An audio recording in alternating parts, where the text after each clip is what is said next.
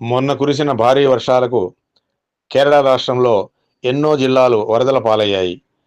అనంత పద్మనాభ స్వామి కొలువై ఉన్న తిరువనంతపురంలోనూ వరదలు వచ్చాయి. స్వామివారి ఆలయం ముందు ఉండే పద్మతీర్థం నిండిపోయింది. ఆలయం దగ్గరకు వెళ్లే మార్గం వర్షపు నీటితో మునిగిపోయింది.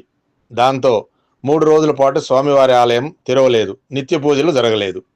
అయితే పురాణ ప్రాశస్త్యం ప్రకారం అనంత పద్మనాభ స్వామి వారిని ప్రతిరోజు దేవతలు పూజిస్తారట. అర్చక స్వాములు ఆలయాన్ని తెరవక ముందే దేవతలు స్వామివారిని సేవిస్తారట. అనంత పద్మనాభ స్వామివారి మూర్తి పూర్తిగా నీటిలో మునిగిపోతే ప్రళయం సంభవిస్తుందని ఆలయ శాసనాల్లో ఉంది. మొన్న కురిసిన వర్షాలకు తిరువనంతపురం దాదాపుగా మునిగిపోయింది. స్వామివారి మూర్తి ఎంతవరకు వరదలో మునిగిందో అని తిరువనంతపురం ప్రజలు భయాందోళనలు చెందారు. ఆలయం దగ్గర కనిపించిన వరద తాకిడి కూడా భయానకంగా కనిపించిందట.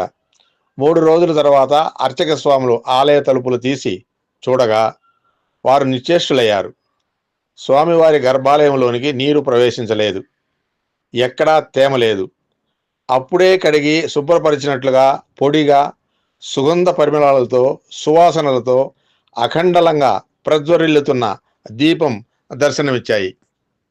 అంతేకాదు, స్వామివారికి అలంకరించిన పూలమాలలు తాజాగా కనిపించాయి.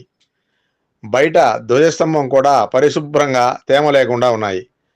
స్వామివారి ఆలయం చుట్టూ ఉండే ఉపాలాలయాలు కూడా వరద నీరు ప్రవేశించలేదు.